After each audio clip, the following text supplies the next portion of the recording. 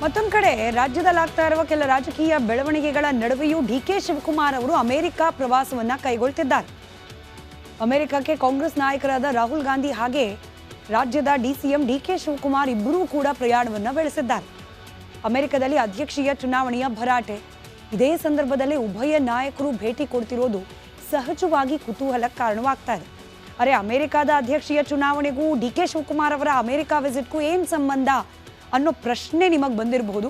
ಮೊದಲಾಗಿ ಅದಕ್ಕೆ ಸಂಬಂಧಪಟ್ಟ ಒಂದು ಡೀಟೇಲ್ ರಿಪೋರ್ಟ್ ಇದೆ, ಗಮನಿಸಿದಾದ ನಂತರದಲ್ಲಿ ಇದಕ್ಕೆ ಪೂರಕವಾದ ಮತ್ತೊಂದಷ್ಟು ಅಂಶಗಳನ್ನ ವಿವರಣೆಗಳನ್ನ ನಿಮ್ಮ ಮುಂದೆ ಇಡ್ತೀವಿ.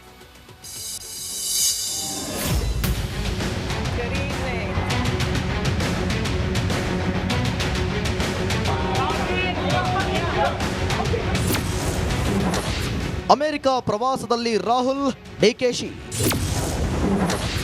ಚುನಾವಣೆ ಹೊತ್ತಲ್ಲಿ ಈ ಭೇಟಿ ಯಾಕೆ? ಅಮೆರಿಕದಲ್ಲಿ ಚುನಾವಣಾ ಕಾವು ದಿನದಿಂದ ದಿನಕ್ಕೆ ರಂಗೇರುತ್ತಿದೆ. ಭಾರತೀಯ ಮೂಲದ ಪ್ರಜೆಗಳು ಕೂಡ ಅಮೆರಿಕ ಚುನಾವಣೆಯಲ್ಲಿ ನಿರ್ಣಾಯಕ ಪಾತ್ರ ವಹಿಸಲಿದ್ದಾರೆ. ವಿಶೇಷವಾಗಿ ಈ ಬಾರಿಯ ಚುನಾವಣೆಯಲ್ಲಿ ಭಾರತೀಯ ಮೂಲದ ಕಮಲಾ ಹ್ಯಾರಿಸ್ ಅಧ್ಯಕ್ಷ ಸ್ಥಾನಕ್ಕೆ ಸ್ಪರ್ಧಿಸಿದ್ದಾರೆ. ಹೀಗಾಗಿ ರಣತಂತ್ರ ಹೂಡಿರುವ ಕಮಲಾ ಹ್ಯಾರಿಸ್ ರಾಹುಲ್ ಗಾಂಧಿ ಹಾಗೂ ಡಿಸಿಎಂ ಡಿಕೆಶಿಗೆ ವಿಶೇಷ ಆಹ್ವಾನ ನೀಡಿದ್ದಾರೆ ಎನ್ನಲಾಗಿದೆ.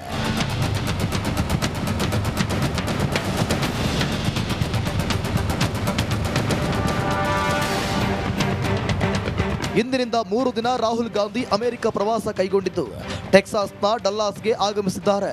ವಿಮಾನ ನಿಲ್ದಾಣದಲ್ಲಿ ರಾಹುಲ್ ಗಾಂಧಿರನ್ನ ಕಾಂಗ್ರೆಸ್ ಪಕ್ಷದ ಸಾಗರೋತ್ತರ ಘಟಕದ ಅಧ್ಯಕ್ಷ ಸ್ಯಾಮ್ ಪಿತ್ರೋಡಾ ಸೇರಿದಂತೆ ಅನಿವಾಸಿ ಭಾರತೀಯರ ತಂಡದ ಸದಸ್ಯರು ಆತ್ಮೀಯವಾಗಿ ಸ್ವಾಗತಿಸಿದರು.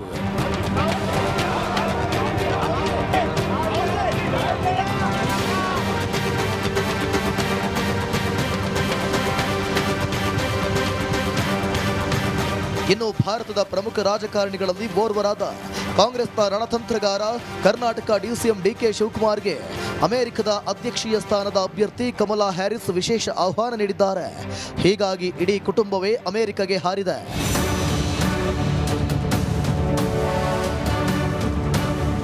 ಅಧ್ಯಕ್ಷೀಯ ಚುನಾವಣೆ ಮೂಡ್ನಲ್ಲಿರುವ ಅಮೆರಿಕಕ್ಕೆ ರಾಹುಲ್ ಗಾಂಧಿ ಡಿಕೆ ಶಿವಕುಮಾರ್ ಹಾರಿರುವುದು ಹಲವು ರಾಜಕೀಯ ವಿದ್ಯಮಾನಗಳಿಗೆ ಕಾರಣವಾಗಿದೆ.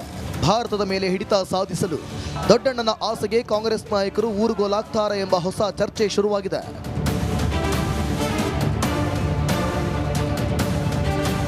ಸದ್ಯ ಡಿಸಿಎಂ ಡಿಕೆಶಿ ಕುಟುಂಬ ಸಮೇತ ನಾರ್ತ್ ಕ್ಯಾರೋಲಿನಾಕ್ಕೆ ತೆರಳಿದ್ದು ಸೆಪ್ಟೆಂಬರ್ 14ರಂದೇ ಭಾರತಕ್ಕೆ ವಾಪಸ್ ಆಗಲಿದ್ದಾರಂತೆ. Bureau report, Republic Kannada. ಕಾಂಗ್ರೆಸ್ನ ಹೈಕಮಾಂಡ್ ನಾಯಕರು ಇದ್ದು ಇಳಿಯಲ್ಲ ಅಂತ ಹೇಳ್ತಾ ಇದ್ದ ಹಾಗೆ, ಯಾವ ಕಾರಣಕ್ಕೂ ಮೂಡಾ ವಿಚಾರದಲ್ಲಿ ರಾಜೀನಾಮೆ ಕೊಡಲ್ರಿ ಅಂತ ಹೇಳಿ ಸಿದ್ದರಾಮಯ್ಯನವರು ಹೇಳ್ತಾ ಇದ್ದ ಹಾಗೆ ಒಬ್ಬೊಬ್ಬರೇ ನಾಯಕರು ಹೈಕಮಾಂಡ್ ನಾಯಕರನ್ನ ಭೇಟಿ ಕೊಡ್ತಾ ಇದ್ದಾರೆ. ಮೂಡಾ ಪ್ರಕರಣ ಉಲ್ಟಾ ಆದರೆ ಸಿದ್ದರಾಮಯ್ಯನವರು ಇಳಿಯೋದು ಪಕ್ಕ ಅನ್ನೋ ಸೂಚನೆ ಸಿಕ್ಕಿದೆಯಾ? ಇದೇ ಕಾರಣಕ್ಕೆ ಸೂಕ್ತ ಮುಖ್ಯಮಂತ್ರಿ ಹುಡುಕಾಟವನ್ನ ನಡೆಸ್ತಾ ಇದೆಯಾ ಕಾಂಗ್ರೆಸ್ ಹೈಕಮಾಂಡ್? ಬದಲಾವಣೆ ಮಾಡೋದೇ ಆದ್ರೆ ಸಿದ್ದರಾಮಯ್ಯನವರ ಆಪ್ತ ಸಚಿವರನ್ನ ಫಸ್ಟ್ ವಿಶ್ವಾಸಕ್ಕೆ ತೆಗೆದುಕೊಳ್ಳೋಣ ಅಂತ ಹೇಳಿ ಕರೆಸ್ಕೊಳ್ತಿದ್ದಾರಾ? ಅಥವಾ ಸಿದ್ದರಾಮಯ್ಯನವರ ಆಪ್ತರಲ್ಲೇ ಯಾರನ್ನಾದ್ರೂ ಮುಖ್ಯಮಂತ್ರಿಯಾಗಿ ಮಾಡಿದ್ರೆ ಈ ಘರ್ಷಣೆಗಳು ಕಡಿಮೆ ಆಗತ್ತೆ ಅನ್ನೋ ಪ್ಲಾನ? ಗೊತ್ತಿಲ್ಲ. ಬೆಳವಣಿಗೆಗಳಂತೂ ನಿತ್ಯ ನಿರಂತರವಾಗಿ ಕಾಂಗ್ರೆಸ್ ಪಕ್ಷದಲ್ಲಿ ಆಗ್ತಾ ಇದೆ ಅನ್ನೋದಕ್ಕೆ ಎಲ್ಲ ಅಂಶಗಳು ಪೂರಕವಾಗಿ ನಿಲ್ತಾ ಇದೆ. ಮುಖ್ಯಮಂತ್ರಿ ಸಿದ್ದರಾಮಯ್ಯ ಕಾಂಗ್ರೆಸ್ ನೇತೃತ್ವದ ಸರ್ಕಾರ ಅಧಿಕಾರಕ್ಕೆ ಬಂದ ನಂತರದಿಂದಲೇ ಪ್ರಾರಂಭವಾಯಿತು ಚರ್ಚೆ. ಈಗ ಮುಖ್ಯಮಂತ್ರಿ ಇದ್ದಾರೆ, ಆದರೆ ಎಷ್ಟು ವರ್ಷ ಇರ್ತಾರೆ ಅಂತ ಹೇಳಿ. ಆಗ ಪ್ರಾರಂಭಿಕ ಹಂತದಲ್ಲಿದ್ದ ಚರ್ಚೆಗಳು 2.5 ವರ್ಷ ಸಿದ್ದರಾಮಯ್ಯ, ಅದಾದ್ಮೇಲೆ ಡಿಕೆ ಶಿವಕುಮಾರ್ ಅಂತ ಹೇಳಿ. ಆದರೆ ಈಗ ಅಂದರೆ 2.5 ವರ್ಷ ಕಳೆಯೋಕೆ ಮುಂಚೆನೆ ಮೂಡಾ ವಿಚಾರಕ್ಕೆ ಸಂಬಂಧಪಟ್ಟಂತೆ ಇಕ್ಕಳದಲ್ಲಿ ಸಿಲುಕಾಕೊಂಡ್ಬಿಟ್ಟಿದ್ದಾರೆ ಸಿದ್ದರಾಮಯ್ಯನವರು. ಯಾವಾಗ ಈ ಮೂಡಾ ವಿಚಾರ ಆಚೆ ಬಂತು, ಹಾಗೆ ಈಗ ಆಲ್ಮೋಸ್ಟ್ ರಾಜ್ಯಪಾಲರ ಕಚೇರಿಯಿಂದ ಕೋರ್ಟ್ನ ಆವರಣಕ್ಕೆ ಹೋಗಿ ತಲುಪಿದೆ, ಆಗಿನಿಂದಲೂ ಕೂಡ ವಿರೋಧ ಪಕ್ಷಗಳದ್ದು ಒಂದೇ ಕೂಗು, ನೈತಿಕ ಹೊಣೆ ಹೊತ್ತು ರಾಜೀನಾಮೆಯನ್ನ ಕೊಡಿ ಮುಖ್ಯಮಂತ್ರಿಯ ಪದವಿಗೆ.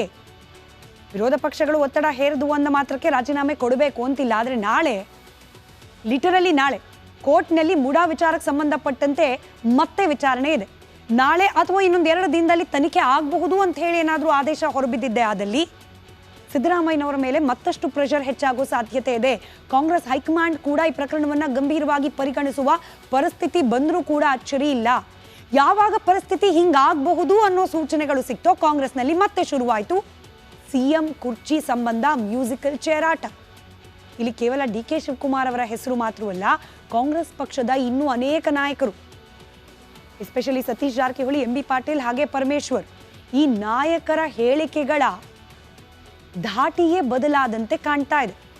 ಇಂಟ್ರೆಸ್ಟಿಂಗ್ ಅಂದ್ರೆ ಸಿದ್ದರಾಮಯ್ಯನವರ ಆಪ್ತರೇನೆ ಇದೀಗ ಸಿಎಂ ಕುರ್ಚಿ ಮೇಲೆ ಟವಲ್ ಹಾಕಿದ್ದಾರಾ ಅನ್ನೋ ಅನುಮಾನ. ಇದಕ್ಕೆ ಸಂಬಂಧಪಟ್ಟಂತೆ ಒಂದು ಡೀಟೇಲ್ ರಿಪೋರ್ಟ್ ಇದೆ, ಗಮನಿಸಿ.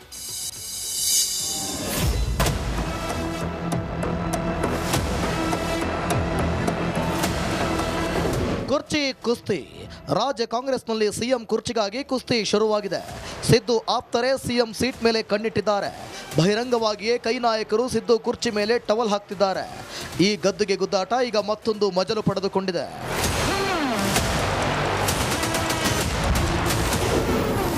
ಮುಂದಿನ ಸಿಎಂ ಸತೀಶ್ ಜಾರಕಿಹೊಳಿ. ಜಾರಕಿಹೊಳಿ ಅಭಿಮಾನಿಗಳ ಕ್ಯಾಂಪೇನ್. ಸಿಎಂ ಹುದ್ದೆ ಖಾಲಿಯಾದರೆ ಸತೀಶ್ ಜಾರಕಿಹೊಳಿಗೆ ಸಿಎಂ ಆಗಲಿ ಅಂತ ಬೆಳಗಾವಿಯಲ್ಲಿ ಅಭಿಯಾನವೇ ನಡೀತಾ ಇದೆ. ಖುದ್ದು ಸತೀಶ್ ಜಾರಕಿಹೊಳಿ ಅಭಿಮಾನಿಗಳು ಪತ್ರಿಕೆ, ಸಾಮಾಜಿಕ ಜಾಲತಾಣದಲ್ಲಿ ಕ್ಯಾಂಪೇನ್ ಶುರು ಮಾಡಿದ್ದಾರೆ. ಸಿಎಂ ಆಸೆ ಇದೆ ಎಂದ ಸಾಹುಕ.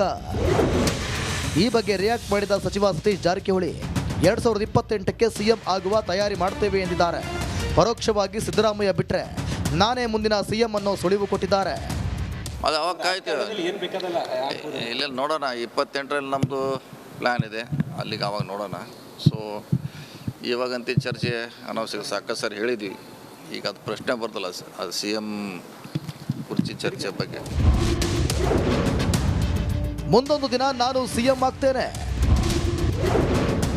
ಮತ್ತೆ ಸಿಎಂ ಆಸೆ ಬಿಚ್ಚಿಟ್ಟ ಎಂ ಬಿ ಪಾಟೀಲ್. ನಿನ್ನೆಯಷ್ಟೇ ನಾನು ಸಿಎಂ ಆಕಾಂಕ್ಷಿ ಎಂದಿದ್ದ ಎಂ ಬಿ ಪಾಟೀಲ್ ಇವತ್ತು ಅದೇ ವರಸೆಯನ್ನ ಮುಂದುವರೆಸಿದ್ರು.